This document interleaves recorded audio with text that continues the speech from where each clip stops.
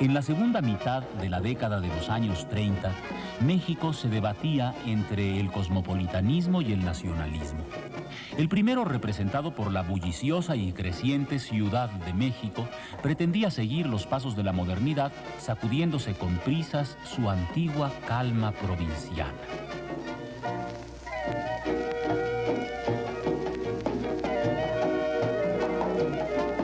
Esa calma que todavía se respiraba en las principales calles del centro ante la vista de sus complacidos pobladores.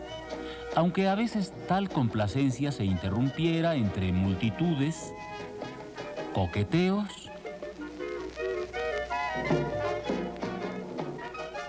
y pisotones.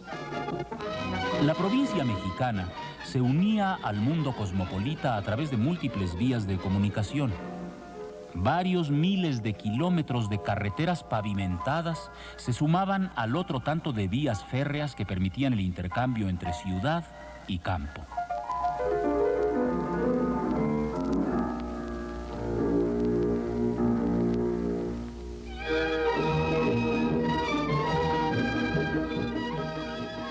En puertos como Tampico, Veracruz, Mazatlán y Coatzacoalcos, el país tendía sus lazos con el exterior. Y los modernos aviones también contribuían a reducir las distancias que separaban a México de otras naciones. En aquellos años, la vía de comunicación más popular era la radio. A través de sus ondas se informaba sobre toda clase de eventos políticos, económicos y sociales. Pero el motivo de intercambio más socorrido por las ondas hertzianas fue el entretenimiento, con todo y sus comerciales.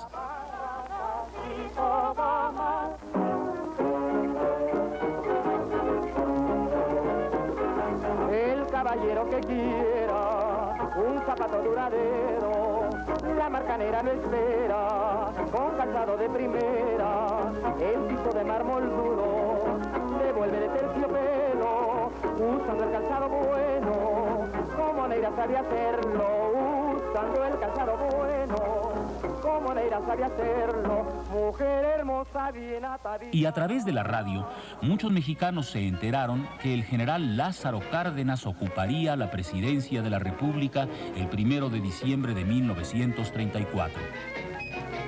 El general Abelardo L. Rodríguez entregó la banda al candidato triunfador del Partido Nacional Revolucionario, quien a los 39 años de edad se convirtió en el general revolucionario más joven que ocupara la presidencia mexicana en el siglo XX.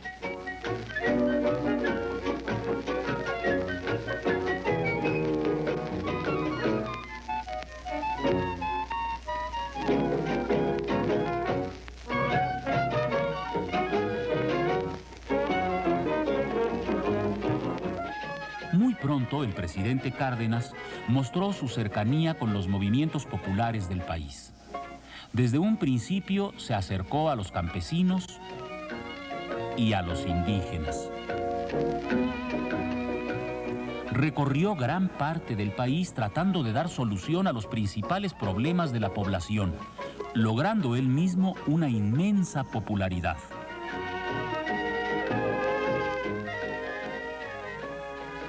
Parte del proyecto de gobierno del general Cárdenas descansaba en la industrialización del país. Sin olvidar a los obreros, esa industrialización debía hacerse para incorporar a México a la pujante economía internacional. Había que salir de la severa crisis mundial sufrida a fines de los años 20. Por ello, durante la segunda mitad de los años 30, era necesario dar un gran impulso a la industria mexicana.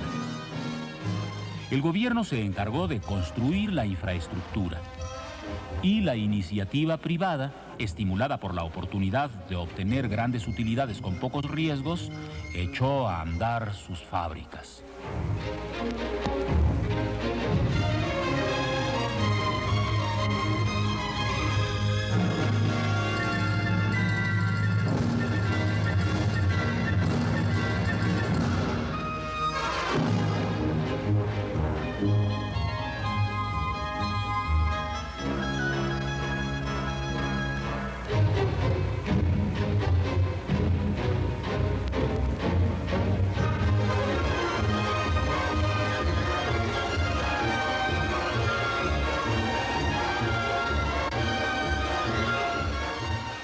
numerosas empresas textiles, agroindustriales, mineras y de maquinaria pesada en las ciudades de México, Monterrey y Guadalajara atrajeron a la población rural y un gran contingente de obreros se incorporó a la transformación industrial del país.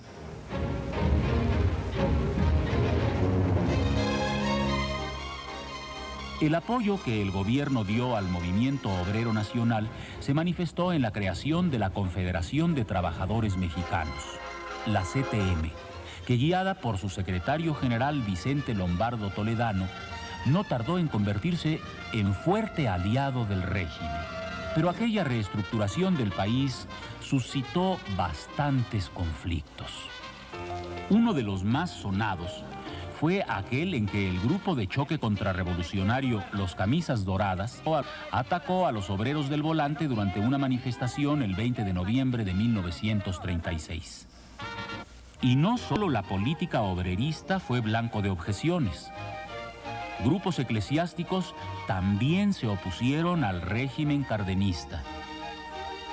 Todavía no se calmaban las pasiones de estos herederos de los conflictos religiosos que el país había experimentado en los años 20.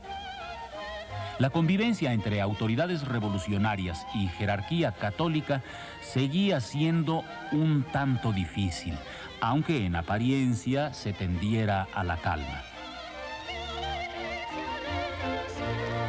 Las cosas se complicaron a los pocos días de que el general Cárdenas asumiera la primera magistratura.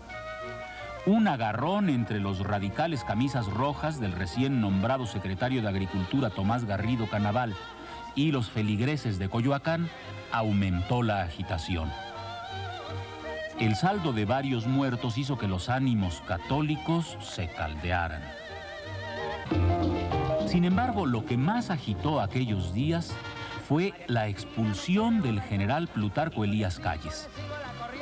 El general Calles se había convertido en la figura más poderosa del país y obstaculizaba con frecuencia los proyectos cardenistas. Fue por ello que el presidente optó por su expulsión del territorio nacional. La medida tuvo el apoyo de un amplio contingente popular y de esa manera se pudieron acelerar las reformas. No, no, no, no, María Cristina, que no, que no, que no, que no. ¡Ay! En primer lugar, se llevó a cabo una intensa labor en el campo. Durante los 6 años de gobierno del general Cárdenas, se distribuyeron casi 20 millones de hectáreas. Apoyando sobre todo al ejido, el proyecto cardenista estableció un nuevo orden rural bajo los auspicios del gobierno. Se crearon el Departamento Agrario y el Banco de Crédito Ejidal, que fueron los encargados de distribuir y refaccionar las tierras. Y que surja la ansiada redención. Voy a empezar a cantarles la canción del agrarista, que dirá muchas verdades, señores capitalistas. Es el cantar de los pobres que en el campo trabajamos. El proyecto cardenista hizo lo posible por acabar con la miseria campesina que asolaba al país desde épocas inmemoriales. Y en gran medida logró que aquella miseria disminuyera un poco. La precariedad seguía vigente en la mayor parte de la población rural y acabar del todo con la miseria no fue posible.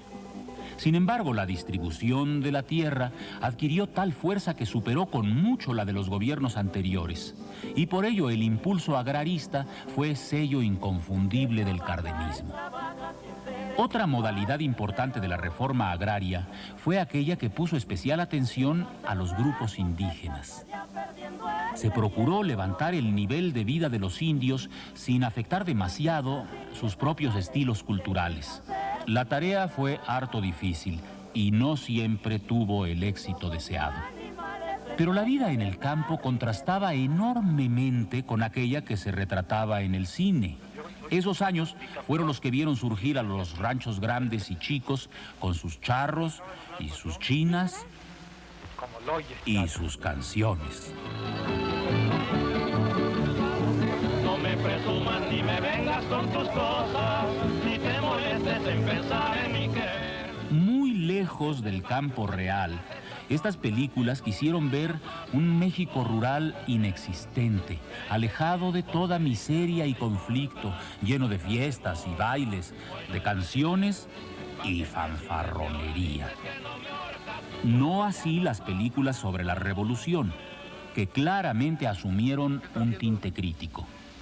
Que por más que aquí abajo hacemos y deshacemos, allá arriba nada cambia. Mira. La Revolución Mexicana se empezaba a institucionalizar y con ella los charros.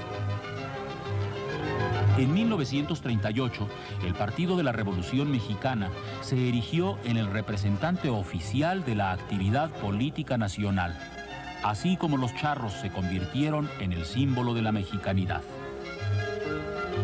Entre chicas bonitas, caballos y toros, los charros se transformaron en artículo de exportación.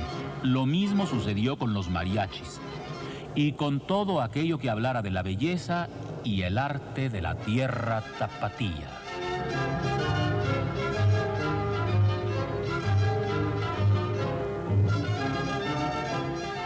Pero en aquella tierra la belleza y el arte también se cultivaron de otra forma.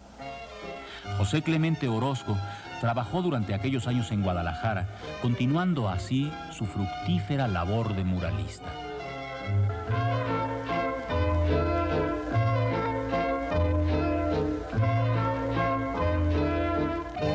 El muralismo también siguió comprometido en las manos de David Alfaro Siqueiros, quien para entonces no tardaría en trasladar su compromiso hacia la guerra en España.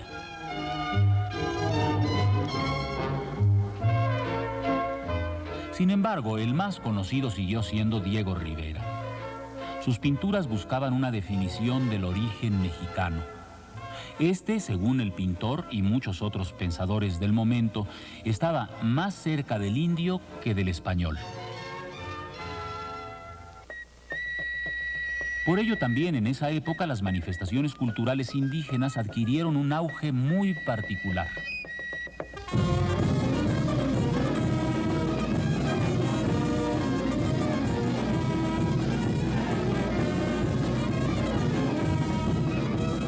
Aunque a veces así lo pareciera, no solo se trataba de reivindicar al indio como tema del folclore.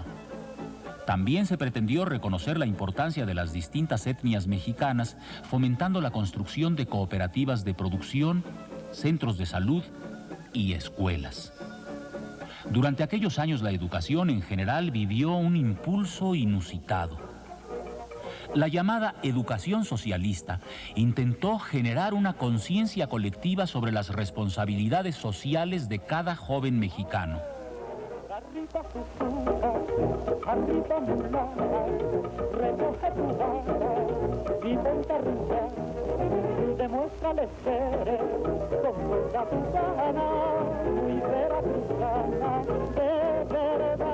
En los patios, en los corredores y en los salones, se educaba con la esperanza de que esos jóvenes participaran directamente en las transformaciones del país.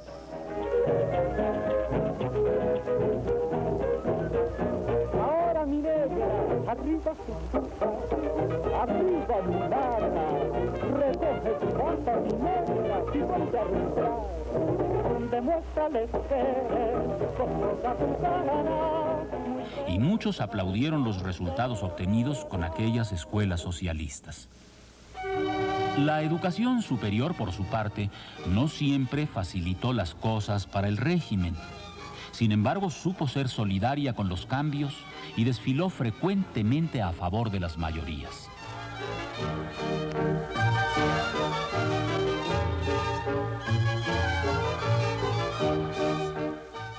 El ejército también pudo desfilar en esa dirección, sobre todo porque el régimen se apoyó en la formación de cuadros medios militares, dándoles las herramientas necesarias para lograr su propia superación.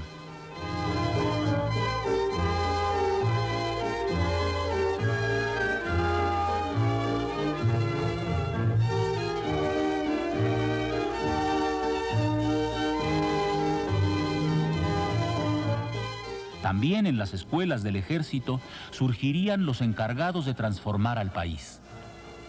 Se trataba de participar en el diseño de un futuro que ofrecía muchas posibilidades.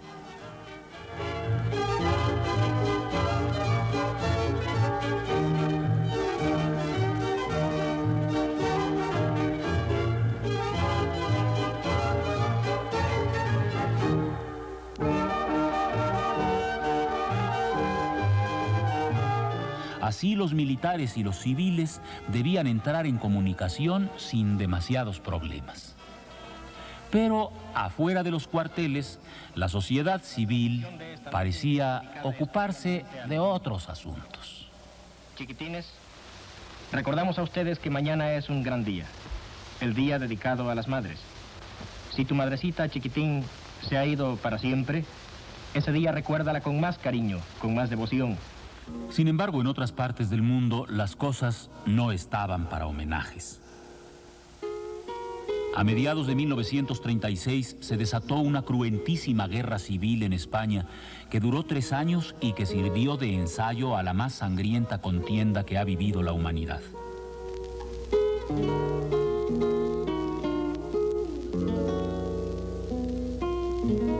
El régimen republicano español no pudo resistir el embate del ejército franquista apoyado por el ascendente fascismo centroeuropeo.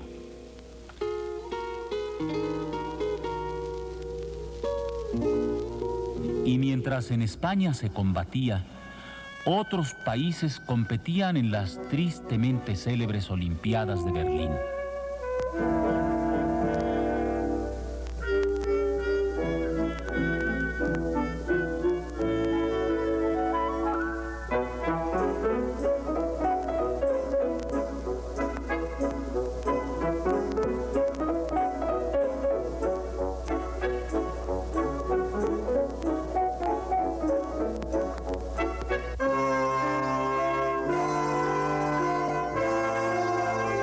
La antorcha olímpica llegó hasta el centro de la ambición y el poder desmedidos.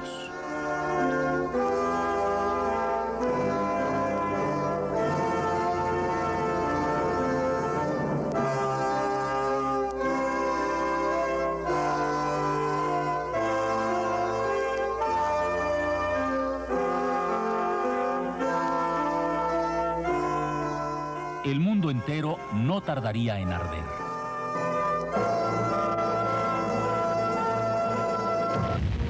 Y mientras tanto, España se desangraba.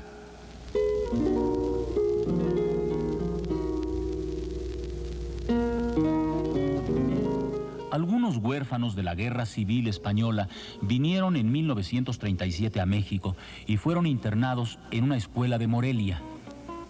Desde entonces se les conoció como los Niños de Morelia, y su experiencia ha quedado como testimonio de la solidaridad mexicana hacia extranjeros en desdicha.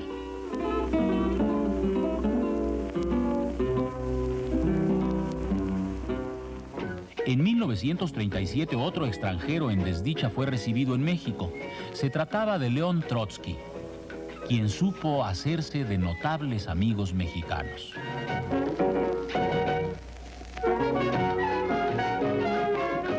En ese entonces México era un país particularmente atractivo para extranjeros, tanto para aquellos que ya llevaban tiempo aquí, como para los visitantes recientes. Los mexicanos no solo teníamos nuestra clásica autenticidad, sino que también éramos muy afectos a las influencias externas.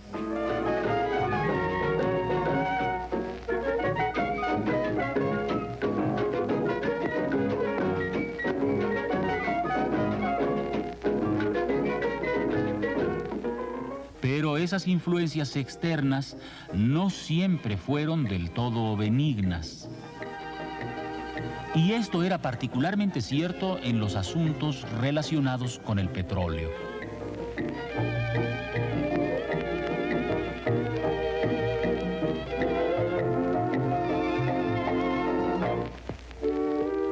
El elemento imprescindible para el desarrollo del mundo moderno era el oro negro. Y México tenía mucho.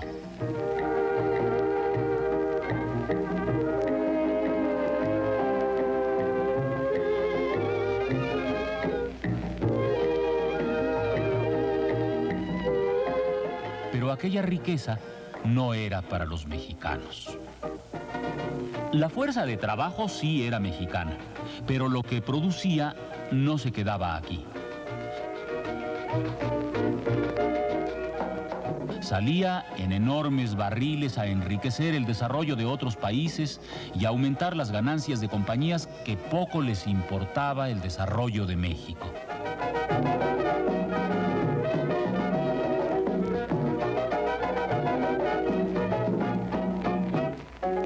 Mientras tanto, los campos mexicanos se sembraban de refinerías y conductos que pesaban sobre el trabajo mal pagado de los obreros nacionales. La llama del descontento no tardaría en encenderse. Y el incendio dio lugar a uno de los momentos más relevantes de la historia del país.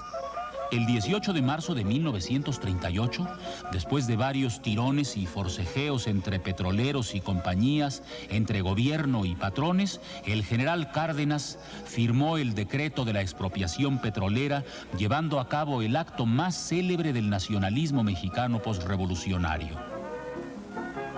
El apoyo popular a tal medida no se dejó esperar.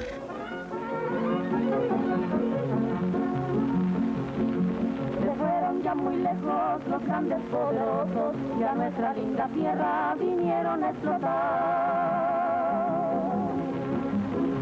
Dejaron ya los campos, los tanques y los pozos y el rico aceite negro que es producto nacional. Se van los extranjeros de Tuxpan y Tampico, de toda la Huasteca que abarca esta región. Magnates petroleros que ahí se hicieron ricos, pelaron todos gallos con la ley de expropiación.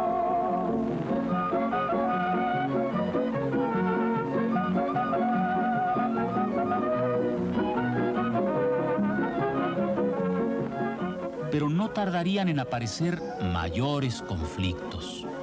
En el viejo continente germinaba la semilla de la destrucción. En Italia, el fascismo alcanzaba su punto más alto bajo el mando de Benito Mussolini. En Alemania, el nacionalsocialismo de Adolfo Hitler mostraba su afición por la guerra.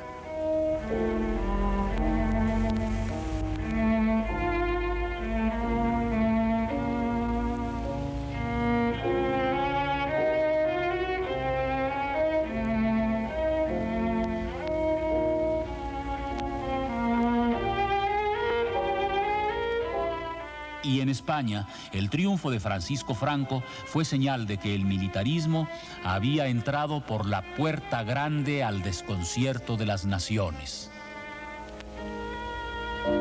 A partir de septiembre de 1939, el genocidio se apoderó del mundo.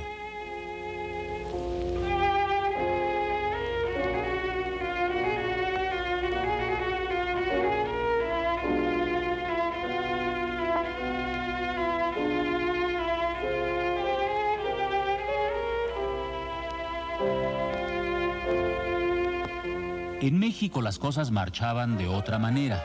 Una sociedad muy dividida vio surgir al general Manuel Ávila Camacho como candidato oficial para ocupar la presidencia en 1940. Su opositor, el general Juan Andreu Almazán, encabezó a un amplio contingente de electores. Las noticias políticas dieron las ondas hertzianas y la contienda fue capaz de despertar toda clase de pasiones. Sin embargo, las pasiones más socorridas eran aquellas que se sentían de noche. El cosmopolitanismo había encontrado en la oscuridad una cara atractiva. Aunque no siempre digna de los mejores modales, pero eso sí, de los más sabrosos.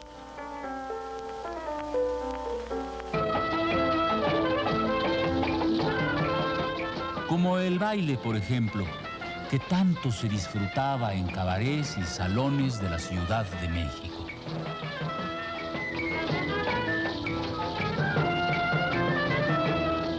Ahí la la música afroantillana había dado con un público noctámbulo capaz de valorar al máximo sus delicias tropicales.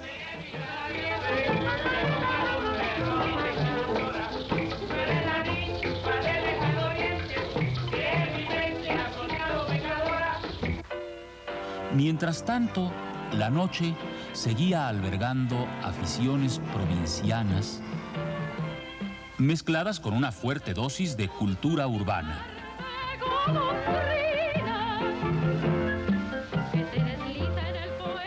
En ferias y carpas, la noche viajaba de un rincón a otro entre tradición y modernidad. Y sobre todo en la radio de aquellos años 30 quedó la huella de una época llena de optimismo, pero también de incertidumbre. La sombra de la duda se cruza en el camino, la realidad es una daga,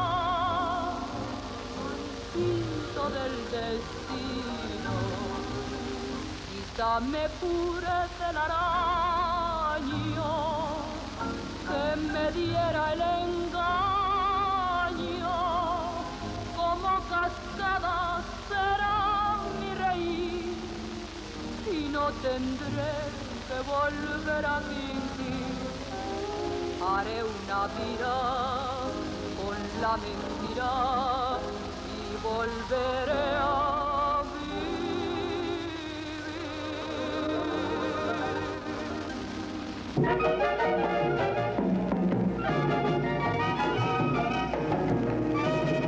María Cristina me quiere gobernar, oye, ay me quiere gobernar, anda, ay me quiere gobernar, si no, ay me quiere gobernar. Piedad, piedad para el que sufre, piedad, piedad para el que llora, un poco de calor en nuestras vidas